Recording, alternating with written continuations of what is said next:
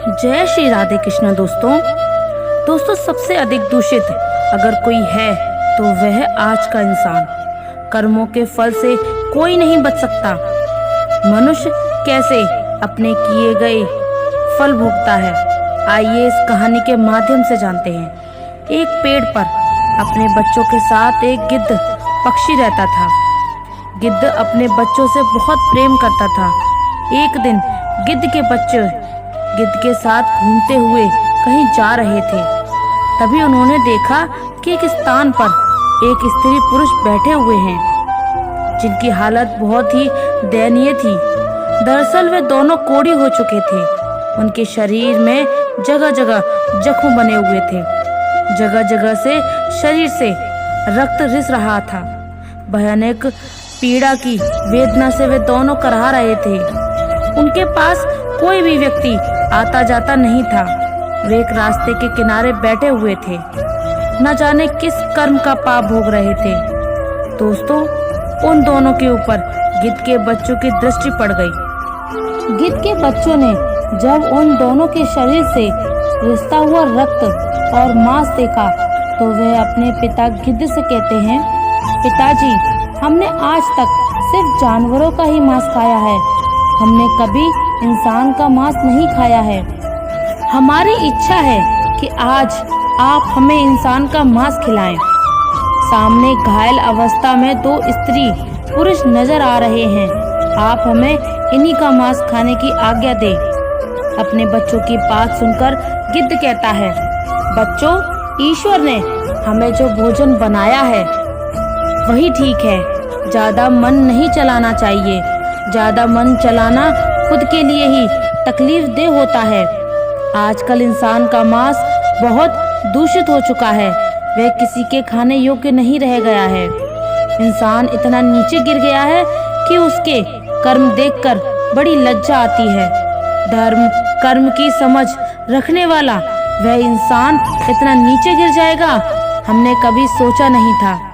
गिद्ध बोला, हे बच्चों, आजकल भूखे रह लेना पर इंसान के मांस को खाने कभी मत सोचना। गिद्ध के बच्चों ने पूछा, पिताजी, ऐसी क्या बात है जो इंसान का मांस हम नहीं खा सकते? तब गिद्ध कहता है, बच्चों, मैं तुम्हें एक कहानी सुनाता हूँ। ये कहानी इन्हीं दोनों स्त्री पुरुष की है जिनका मांस खाने के लिए तुम लालियत होते जा रहे हो। यदि तुम इनके कर्म जान लोगे तो कभी इंसान का मांस खाने की जिद नहीं करोगे। तब गिद्ध के बच्चे कहते हैं, हाँ पिताजी, आप हमें वे कहानी जरूर सुनाओ। आखिर हम भी तो जाने कि इंसान का मांस क्यों नहीं खा सकते। आपकी कहानी हम मन लगा कर सुनेंगे। कृपया पिताजी हमें जरूर सुनाइए।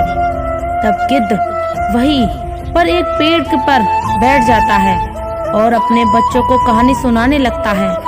वह कहता है, बच्चों, ये कहानी इन्हीं दोनों स्त्री पुरुष की है जो नीचे कोढ़ी के रूप में बैठे हुए हैं।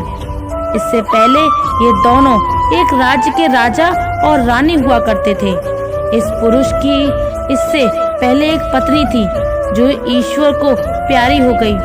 राजा और रानी के बीच बहुत ही अटूट प्रेम था। राजा अपनी पहले वाली रानी से बहुत प्रेम करता था। राजा के राज्य में चारों तरफ खुशहाली थी। प्रजा भी अपने राजा का बहुत सम्मान करती थी। राजा भी अपनी प्रजा की भलाई के लिए काम करता था।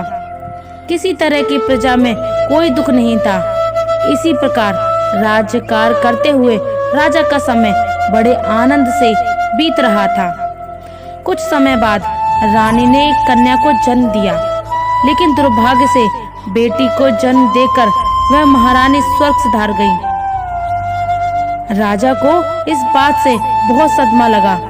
राजा के मन में यह बात बैठ गई कि मेरी जो बेटी हुई है, इसी बेटी के कारण मेरी प्राण प्रिय रानी की मौत हुई है। क्योंकि राजा रानी को बहुत चाहता था। रानी का गम राजा से बर्दाश्त नहीं हुआ। इसी गम के चलते राजा की हालत बिल्कुल पागलों जैसी हो गई थी। उसने ये बात अपने दिलो दिमाग में बैठा ली थी कि मेरी बेटी के कारण ही मेरी पत्नी की मृत्यु हुई है। अब तो वह अपनी बेटी को बिल्कुल भी प्यार नहीं करता था, ना ही उसकी तरफ देखता था। मन ही मन वह उसे नफरत करने लगा। वह हमेशा कहता था कि मेरे घर में यह बेटी मेरी नहीं है, यह को लक्षण हुई है। इसी के कारण मेरी रानी की मौत हुई है। राजा को सबने समझाया कि देखो जो होना था वह हो गया है, अब क्यों बेटी से नफरत करते हो, परंतु राजा के समझ में कुछ नहीं आ रहा था। आपको बता दें कि रानी बड़ी ही धार्मिक प्रवृत्ति की थी। वह भगवान की बहुत पूजा पाठ करती थी। उधर राजा ने अपनी बेटी को ही रानी की मौत का जिम्मेदार मान लिया था और वह अपनी बेटी से मन ही मन बहुत नफरत करने लगा था। धीरे धीरे राजा सदमे में पहुंच गया। अब तो उसका राजकाज में भी मन नहीं लगता था और ना ही वह प्रजा की भलाई के बारे में सोचता था। राजा की ऐसी हालत देखकर राजा के सभी मंत्री, दरबारी और रिश्तेदारों को चिंता होने लगी कि अगर राजा इस तरह रहेगा तो राज्य की प्रजा बहुत दुख भोगेगी। इसी इतने बड़े राज्य का क्या होगा। राजा की ऐसी हालत के बारे में जब पता चलेगा तो पड़ोसी देश के राजा बुरी मनसा से हमारे राज्य पर आक्रमण कर देंगे और हमारा राज्य बिल्कुल नष्ट भ्रष्ट हो जाएगा और इसकी तरक्की रुक जाएगी।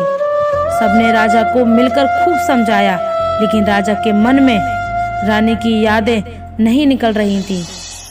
राजा की अबोध बच्ची हमेशा रोती रहती थी, लेकिन राजा उसे नजर भर के भी नहीं देखता था। दासियां ही उस राजकुमारी का लालन पालन करती थी। राजा तो उसे कुलक्षणी कहता था और इसीलिए उसका नाम कुलक्षणी पड़ गया। घर के रिश्तेदारों और मंत्रियों ने सलाह दी कि अगर ऐसा हुआ तो कैसे चलेगा, इसलिए उन्होंने राजा से दूसरा विवाह करने का प्रस्ताव रखा, जो राजा को सही लगा, क्योंकि रानी का गम भुलाने के लिए यह जरूरी था और उस लड़की के लिए भी एक माँ की जरूरत थी। दासियां कब तक उसका पालन पोषण करती रहती। दोस्तों, इस प्रकार राजा ने अपना दूसरा विवाह रचा लिया। अब घर में दूसरी माँ आ चुकी थी, लेकिन उस लड़की से जब उसका पिता ही प्रेम नहीं करता तो वह दूसरी माँ क्या खाक करती। राजा की दूसरी पत्नी भी उस लड़की से नफरत करने लगी थी। उसने कभी उस बच्ची को नहीं अपनाया। धीरे धीरे समय बीतने लगा। राजकुमारी अब 1 साल की हो गई थी और राजा तो उसे देखता ही नहीं था। जब वह अपने आंगन में ठुमक ठुमक कर चलती, तब भी राजा का मन नहीं पिघलता था। राजा तो उसे नफरत की नजरों से ही देखता था। इसका फायदा दूसरी रानी भी उठाती थी। धीरे धीरे राजा की दूसरी पत्नी भी गर्भ धारण करती है। उस समय के साथ उसने भी एक कन्या को जन्म दिया। अपनी बेटी और अपनी स्त्री को सकुशल देखकर राजा बड़ा प्रसन्न हुआ। उसकी प्रसन्नता की वजह यही थी कि उसकी रानी बिल्कुल ठीक थी, इसलिए वह अपनी कन्या को अच्छे लक्षणों वाली समझ रहा था। अब तो राजा ने प्रजा में मिठाइयां बंटवा दी और अच्छे से उस दूसरी राजकुमारी का नामकरण संस्कार किया गया। राजा ने उसका नाम सौभाग्यवती रखा। इस तरह सौभाग्यवती और कुलक्षणी दोनों ही साथ साथ पलने लगी। धीरे धीरे समय बीतता रहा। राजा रानी सौभाग्यवती को बहुत प्रेम करते थे, लेकिन जिसे वह कुलक्षण मानते थे उसे फूटी आंख से भी नहीं देखते थे। समय अपनी गति से चलता रहा। धीरे धीरे राजकुमारी सौभाग्यवती को शिक्षा दिला लाई। राजकुमारी की तरह उसके हर काम कराए गए, लेकिन कुलक्षणी को शिक्षा का भी प्रबल नहीं था। धीरे धीरे जब दोनों कन्याएं बड़ी हुईं, तो देखने में दोनों बराबर की लगती थीं। दोनों में ज्यादा अंतर नहीं था, पर उनके पालन पोषण में राजा रानी की तरफ से बहुत अंतर था। सौभाग्यवती के जो कपड़े होते थे अगर वे पुराने हो जाते तो उन्हीं कपड़ों को उतारकर कुलक्षणी को पहना देते थे, क्योंकि जब पिता ही उसे प्रेम नहीं करता तो दूसरा कौन देखने वाला था। बेचारी की माँ तो नहीं थी। धीरे धीरे दोनों लड़कियां सयानी हो गई थी। एक दिन रानी कहने लगी, महाराज, लड़कियां बड़ी हो रही हैं, अब इनका विवाह हमें करना चाहिए। कुलक्षणी थी, वह बड़ी ही धर्म प्रवृत्ति की थी, अपनी माँ की तरह। उसकी माँ भी बहुत ही धार्मिक थी, जो उसे जन्म देकर मर गई। वह भी बहुत धार्मिक थी और हमेशा भगवान की बहुत पूजा पाठ किया करती थी, जबकि सौभाग्यवती बड़े घमंड में रहती थी। उसे ये घमंड था कि वह राजकुमारी है, उसके पास माँ और पिता दोनों का प्यार है। लेकिन बेचारी कुलक्षणी को माता पिता का प्रेम नहीं मिलता था। कुलक्षणी कुछ ज्यादा ही समझदार थी। उसकी सौतेली माँ कुछ भी कहती, चाहे उसकी बहन कुछ भी कहती रहती, वे चुपचाप सुन लिया करती थी। राजा रानी को छोड़कर महल के बाकी सभी लोग कुलक्षणी से हमदर्दी रखते थे, लेकिन सौभाग्यवती और उसकी माँ हमेशा उसे डांटती रहती थी। राजा तो अपनी बेटी सौभाग्यवती को देखकर फूला नहीं समाता था। जिसे वह कुलक्षणी मानता था, उसे देखकर तो वह रास्ता ही बदल लेता था। बेचारी अपने पिता के प्यार को पाने के लिए तरसती रहती थी, लेकिन राजा कभी उसे अपनी आंखों के सामने नहीं आने देता था। राजा ने सख्त हिदायत दी थी कि जब वह महल में आए तो उसकी बेटी उसके सामने ना आए। इस बात का पूरा ख्याल रखा जाए। अब जब बेटियां शादी के लायक हो गई तो शादी तो करनी ही पड़ेगी, भले ही राजा उसे कितनी ही नफरत क्यों न करता हो। बेटी की शादी तो करनी ही थी। रानी ने कहा, महाराज, दोनों बेटियां बड़ी हो गई हैं, उनके लिए कोई अच्छा सा वर तलाश कीजिए। राजा कहने लगा, हाँ, रानी का विवाह तो करना ही पड़ेगा और इतनी जल्दी हो जाए उतना ही अच्छा है।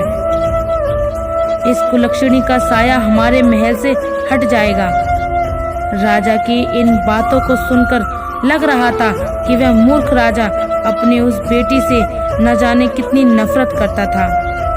रानी तो फिर भी सौतेली थी, वह तो नफरत करती ही थी और घर के सारे काम उस कुलक्षणी से करवाते थे। रानी हमेशा यही चाहती थी कि उसकी सौतेली बेटी हमेशा दुखी रहे, इसलिए उसने राजा से कहा, महाराज, क्यों ना पहले इस कुलक्षणी का विवाह करके इसे घर से हटा देते हैं। हम अपनी बेटी का विवाह बाद में कर लेंगे। राजा ने कहा, कोई बात नहीं, हम इसका विवाह पहले कर देते हैं। जैसी ये है ऐसा ही इसके लिए लड़का देख लेते हैं। रानी कहने लगी, अरे राजा साहब, इसके लिए तो कोई अंधा भीख मंगा ही लड़का ही ठीक रहेगा। वह कहाँ राजमहलों के लायक है। जहाँ भी जाएगी माँ का बेड़ा गर्क ही करके आएगी।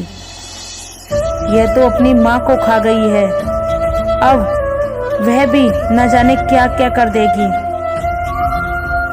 इसके कारण हमें न जाने क्या क्या सुनने को मिलेगा।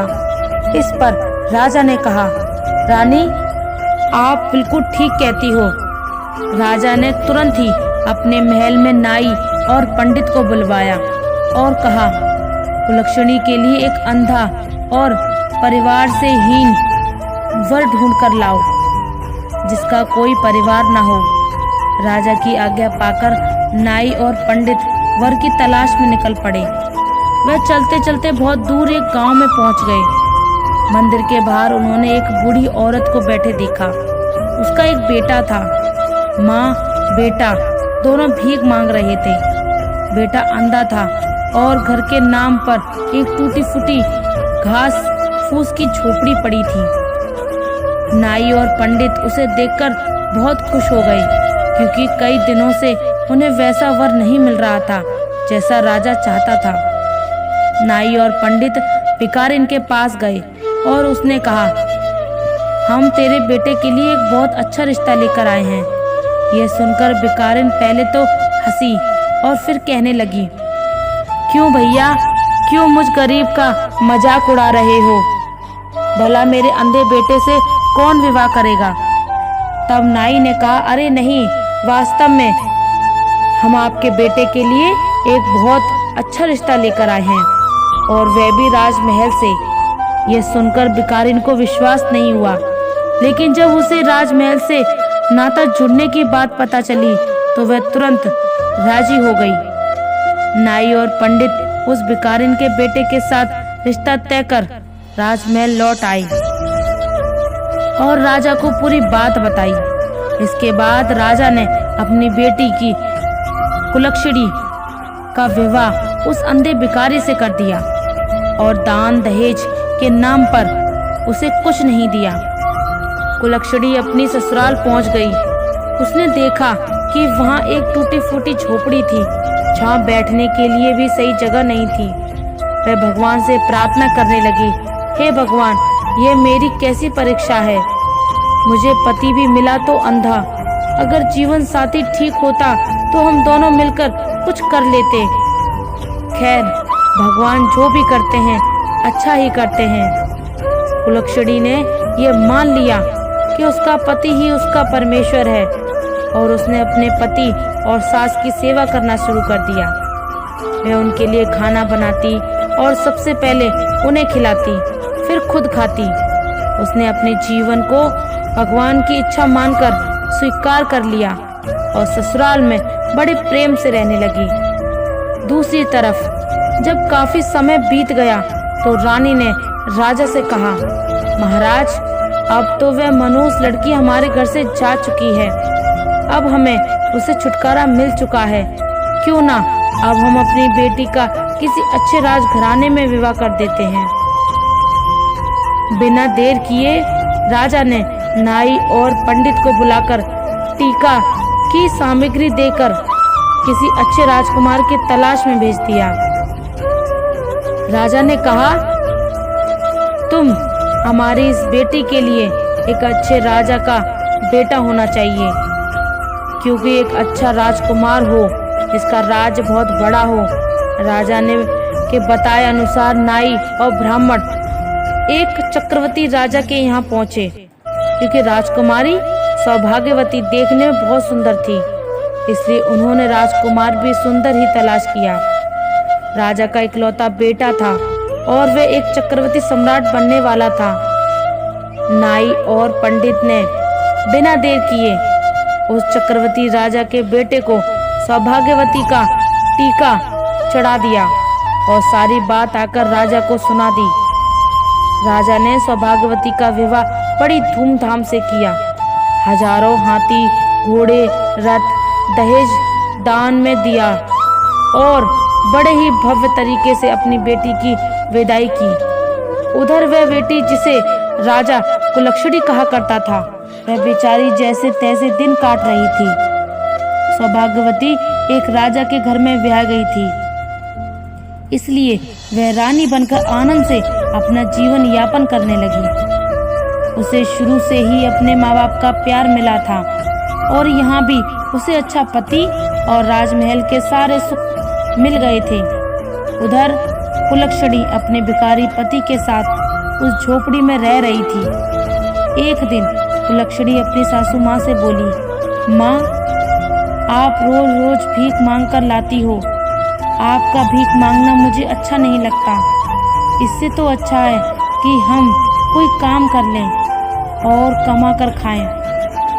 तब उसकी सास कहती है, बहू, वैसे तो तेरे माँ बाप और लोग तुझे कुलक्षणी कहते हैं, लेकिन हमारे घर की तू लक्ष्मी है। तू जो बात कहेगी वह मैं मान लूंगी।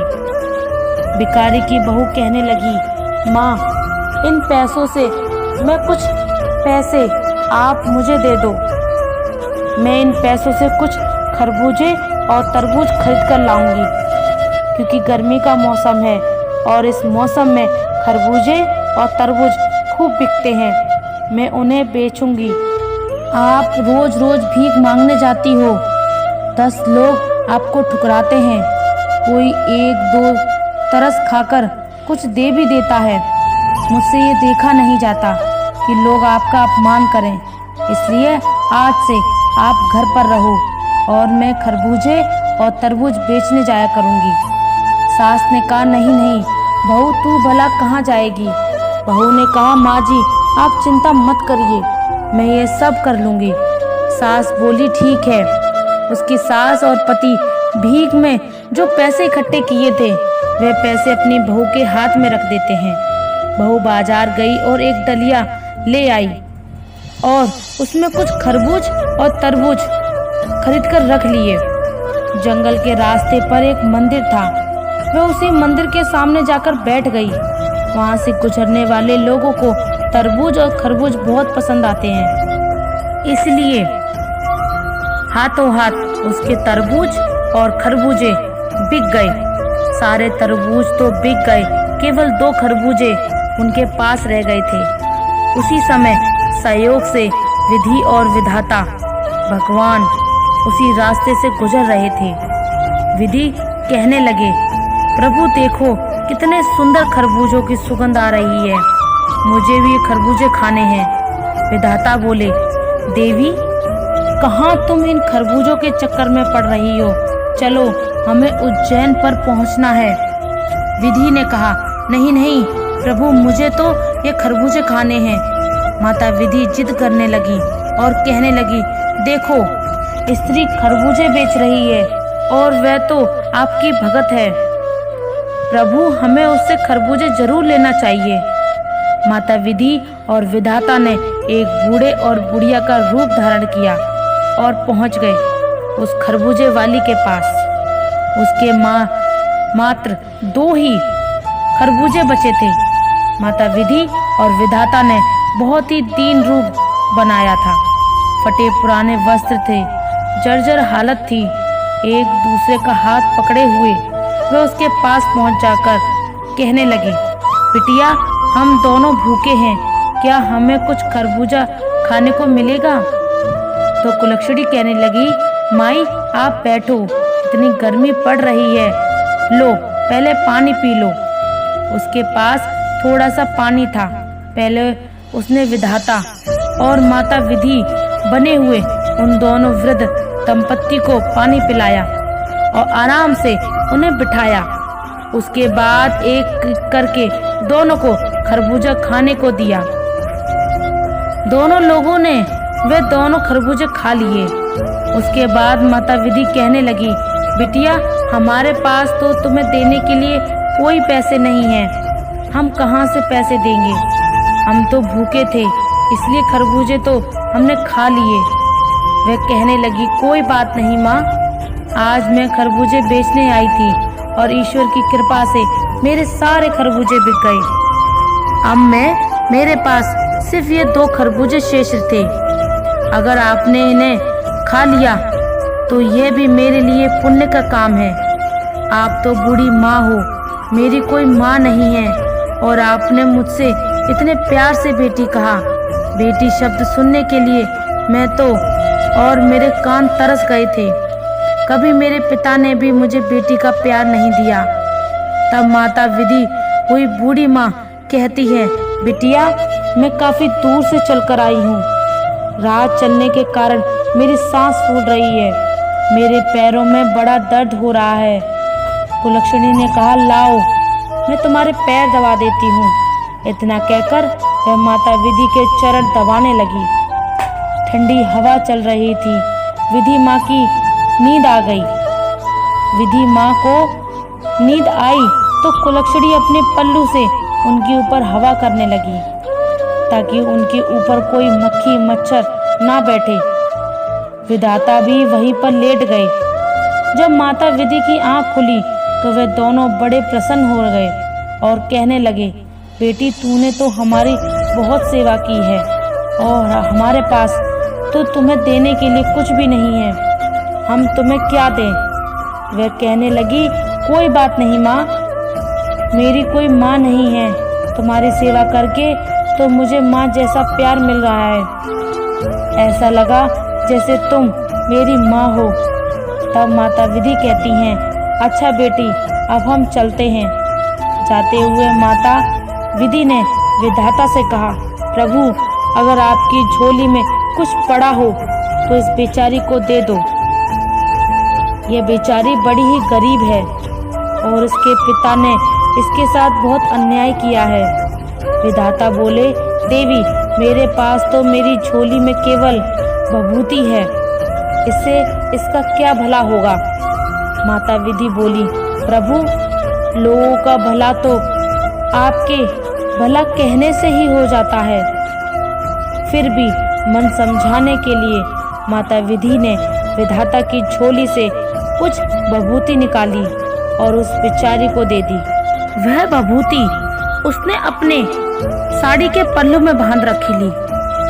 शाम को जब वह अपने घर पहुंचती है तो उसकी सासू माँ कहती है, आज एक बूढ़ी माँ और एक बूढ़े बाबा की सेवा करके मुझे अपार सुख मिला, और देखो माँ आज की कमाई, आज मेरे सारे खरबूजे बिक गए। माँ अब तुम्हें और मेरे पति को कहीं भी भीख मांगने की जरूरत नहीं है। अब हम मेहनत से काम करके अपना गुजारा करेंगे और ईश्वर की कृपा रही तो हम एक सम्मान की जिंदगी जिएंगे। आज से हमें भीख नहीं मांगनी है। तब उसकी सास कहने लगी, बेटी मैं तेरी जैसी बहू पाकर निहाल हो गई। मैंने तो कभी सोचा भी नहीं था कि कभी मेरे बेटे का भी विवाह होगा। मुझे नहीं पता था कि मेरे बेटे के नसीब में इतनी संस्कारी और लक्ष्मी जैसी बहू लिखी है। मैं तो भगवान की बहुत आभारी हूँ। भगवान ने मेरे बेटे की किस्मत में तुम्हें लिखा था।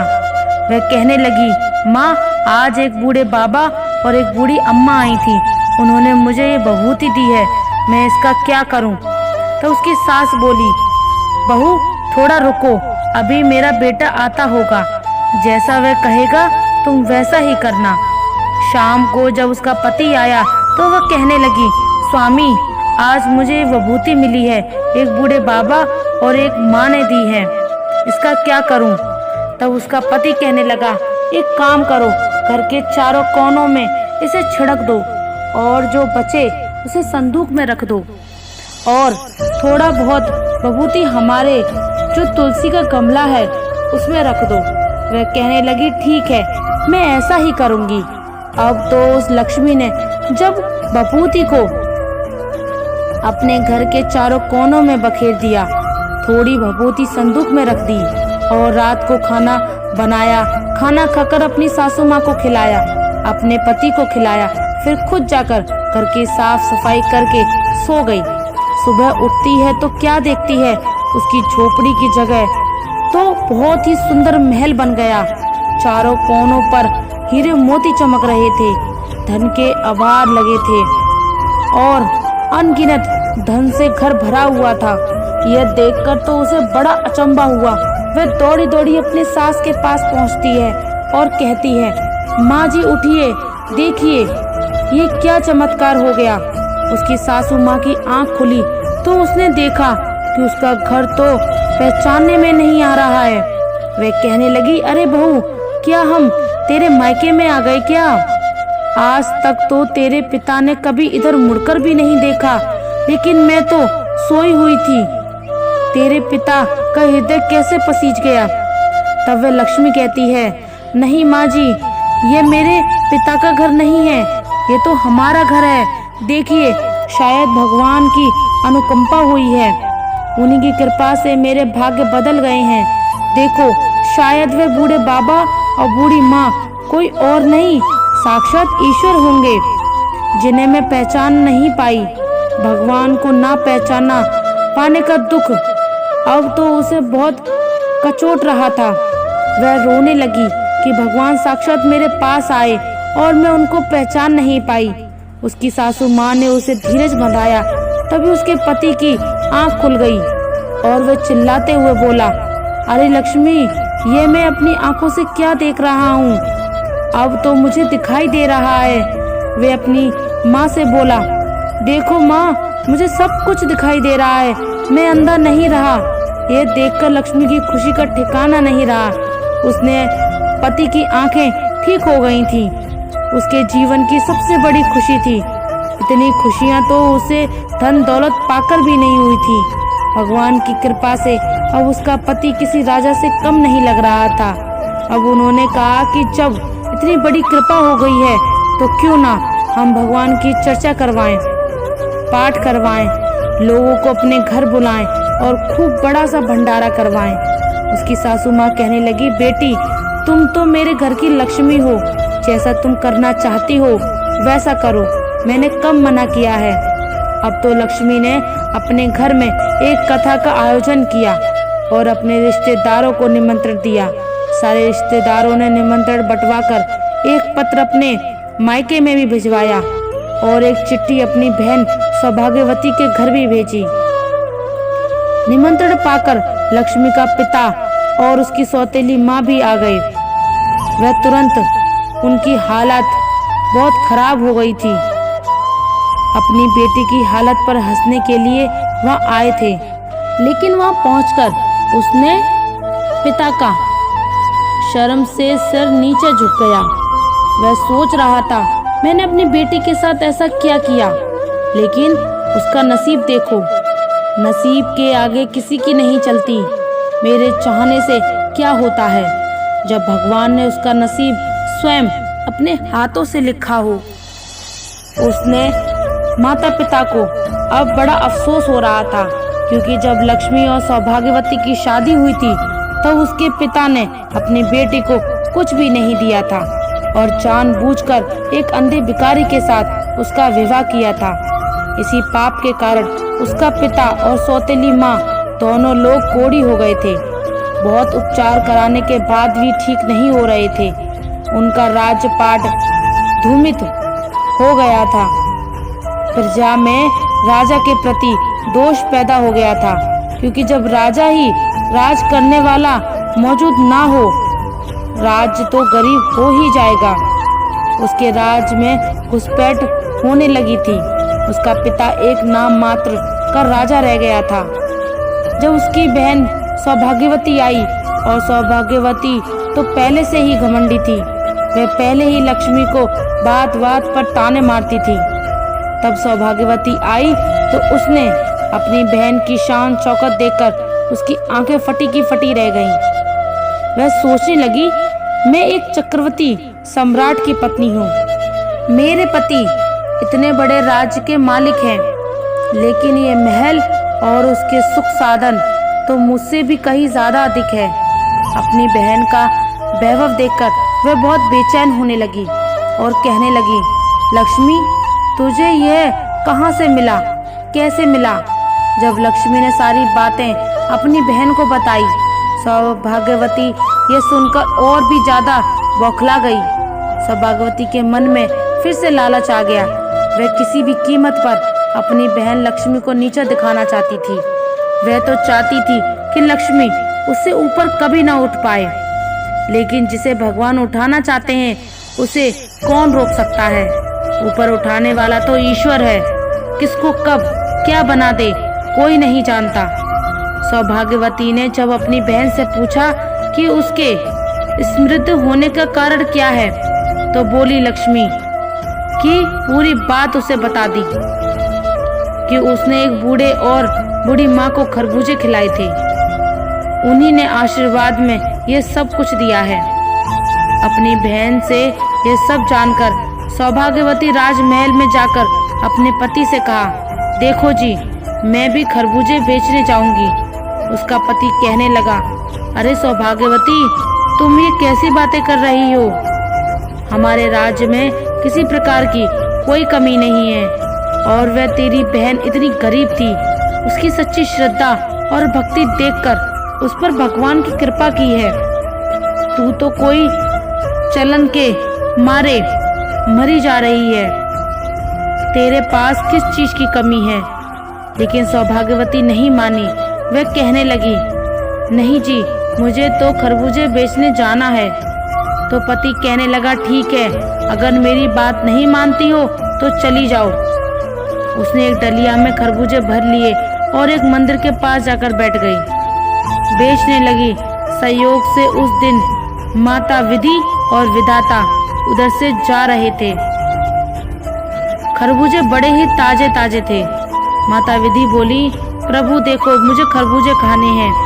गर्मी का मौसम है और यहाँ बड़े सुंदर सुंदर खरबूजे दिखाई दे रहे हैं। विधाता ने बहुत समझाया लेकिन विधि नहीं मानी। उन्हें तो सौभाग्यवती के खरबूजे पसंद आ रहे थे। अब उन्होंने फिर से बूढ़े का भेष बनाया और एकदम से उसके पास पहुंच गए। उस दिन सौभाग्यवती का एक भी खरबूजा नहीं बिका था। विधि कहने लगी, बिटिया बहुत तेज भूख लगी है, गर्मी के मारे जान निकल रही है, बहुत प्यास भी लगी है, थोड़ा सा पानी पिला दो और हमें थोड़ा खरबूजा खाने को दे दो। तो सौभाग्यवती कहने लगी, अरे हटो, यहाँ से वैसे भी सुबह से बोनी नहीं हुई है, कहाँ से भिखारी चले आ रहे हैं मांगने के लिए। अब विधि और विधाता एक दूसरे की तरफ देखकर मन ही मन मुस्कुरा गए और वहीं बैठ गई। सौभाग्यवती डंडा उठाकर कहने लगी, हटो यहाँ से, तुम लोग कितने गंदे हो। मैं यहाँ खरबूजे बेचने आई हूँ, तुम्हें देखकर कोई मुझसे खरबूजे खरीदने भी नहीं आएगा। अभी तक मेरा एक भी खरबूजा नहीं बिका है और जब भगवान आएंगे तो मैं उन्हें कैसे खरबूजा खिलाऊंगी। तुम लोग पीछे हटो। सौभाग्यवती ने उन्हें एक खरबूजा नहीं दिया। सुबह से शाम हो गई लेकिन विधि और विधाता वहां नहीं आए। वह उठकर चलने लगी और कहने लगी, अब मैं जा रही हूँ। जब भगवान साक्षात नहीं आए, उसने उस बुढ़िया से ही कहा, बूढ़ी माँ, आप ही मुझे थोड़ी सी विभूति दे दो। तो माता विधि विधाता से कहने लगी, हे प्रभु, इसे थोड़ी सी विभूति दे दीजिए। विधाता ने अपने झोले में हाथ डाला और सौभाग्यवती को थोड़ी विभूति निकाल कर दे दी। सौभाग्यवती खुशी खुशी अपने घर आई और अपने पति से बोली, देखो जी, मैं विभूति लाई हूँ, अब इसका क्या करना है। इतना कहकर उसने वह सारी विभूति अपने घर में छिड़क दी और थोड़ी सी तुलसी के गमले में डाल दी। शाम को खाना खाकर सो गई। पहले तो उसे सारी रात नींद नहीं आई और जब सुबह वह सोकर उठी तो उसने सोचा था कि घर में सुबह हीरे मोतियों के अंबार लगे होंगे। सोच सोच कर वह बड़ी खुश हो रही थी, लेकिन जैसे ही वह सुबह उठी तो क्या देखती है कि उसके महल की जगह एक झोपड़ी बन गई है और जगह जगह कीड़े मकोड़े भिनभिना रहे हैं। अब तो सौभाग्यवती मुंह पकड़कर रोने लगी और कहने लगी, हे भगवान, अब ये गाली गलौज करने लगी और अपनी बहन को गाली देने लगी कि इसने ये क्या करवा दिया। अब उसका पति उसे समझाने लगा, देखो सौभाग्यवती, तुमने तो लालच में आकर ये सब किया है, इसलिए तुम्हारे साथ ऐसा ही हुआ। तुम्हारी बहन दिल की बहुत अच्छी है, भगवान ने उसकी भक्ति देखकर उस पर कृपा की थी, लेकिन तुम लालच में थी और अपने पास जो था उसे भी गवा दिया। अपने पास होता उसी में संतोष करना चाहिए। उसके पति ने उसे खूब समझाया, लेकिन सौभाग्यवती अपनी बहन लक्ष्मी को कोसने लगी। वह कहने लगी, लगता है मेरी उस बहन की छाया मुझ पर और मेरे घर पर पड़ गई है, इसलिए हमारे साथ ऐसा हुआ है। उसके पति ने उसे बहुत डांटा और कहा, तुम अभी भी सुधर जाओ। जब यह खबर उसके मायके में पहुंची तो राजा और रानी जो कोढ़ी हो गए थे वे उसे देखने के लिए आए। अपने माता पिता की ऐसी हालत देखकर सौभाग्यवती कहने लगी, अरे दूर हटो, तुम मेरे घर के अंदर मत आना। ऐसे माँ बाप की मुझे जरूरत नहीं है जो इतने गंदे हों, जो कुष्ठ रोग से पीड़ित हों। मैं ऐसे माँ बाप को नहीं रख सकती, ना ही उनकी सेवा कर पाऊंगी। मुझसे दूर रहो। उसके माता पिता अपनी बेटी के दुख में दुखी होने के लिए आए थे, लेकिन उसकी बेटी ने उन्हें डांट फटकार कर भगा दिया। अब जब ये बात लक्ष्मी को पता चली कि उसके माता पिता दर दर की भिखारी हो गए हैं और उसकी बहन का राजपाट नष्ट हो गया है, तो लक्ष्मी अपने पति के साथ उसे देखने के लिए उसके घर आई। उसने अपना आधा धन देकर अपनी बहन का राजपाट फिर से बसाया और अपने माता पिता को वहां से अपने साथ ले आई। परंतु वे दोनों कोढ़ी हो चुके थे। उनके पाप इतने प्रबल थे कि भगवान की प्रार्थना करने पर भी वे दोनों ठीक नहीं हो सकते थे। तब उन्होंने कहा, बेटी, अब हमें अपने किए की सजा भोगनी है, तुम हमें माफ कर दो। और अपने बेटी के चरण छूने के बाद क्षमा मांगकर वे दोनों उसके घर से चले जाते हैं। दोस्तों, और किसी एकांत स्थान पर बैठकर भगवान की प्रार्थना करते हैं और अपने कुकर्म की क्षमा मांगते हैं। उनके शरीर से रक्त और मांस गल गल कर नीचे गिर रहा था। भगवान ने उन्हें उनके पापों की सजा दी थी। अपने पाप का फल भोगे बिना उनका किसी भी औषधि से इलाज संभव नहीं था, इसलिए उन्हें एकांत स्थान पर ले जाकर छोड़ दिया गया।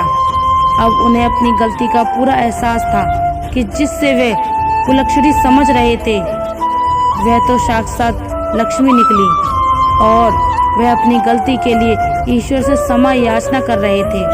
पर उनका पाप बहुत बड़ा था, इसलिए उन्हें कोई आराम नहीं मिला। वे अपने कर्मों का फल इसी जिंदगी में बैठे बैठे भोग रहे थे। उधर गिद्ध बोला, हे बच्चों, ये दोनों स्त्री पुरुष वही हैं। अब बताओ कि क्या तुम अब भी उस इंसान का मांस खाना चाहोगे? उन दोनों की कहानी सुनकर गिद्ध के बच्चे कहने लगे, पिताजी, हमें माफ कर दो जो हमने ऐसे पापियों को खाने की बात कही। आज हमें पता चल गया कि इंसान का मांस अब किसी के खाने योग्य नहीं रह गया है। सबसे अधिक दूषित अगर कोई है तो वह इंसान। इस प्रकार गिद्ध अपने बच्चों के साथ वहां से चला जाता है। दोस्तों, इस कहानी से हमें ये सीख मिलती है कि कर्म का दंड हमें जरूर भोगना पड़ता है। जो माता पिता अपनी सौतेली बेटी या बेटे के साथ बुरा व्यवहार करते हैं, उनके साथ ऐसा ही होता है। बुरे कर्म का फल बुरा ही होता है। मुझे सुनने के लिए धन्यवाद। दोस्तों, मिलते हैं अगली वीडियो में एक नई सीख के साथ। और अगर आप हमारे चैनल पर नए हैं तो चैनल को सब्सक्राइब कर लीजिए और कमेंट में जय श्री राधे कृष्ण जरूर लिख दीजिए। धन्यवाद। जय श्री राधे कृष्ण।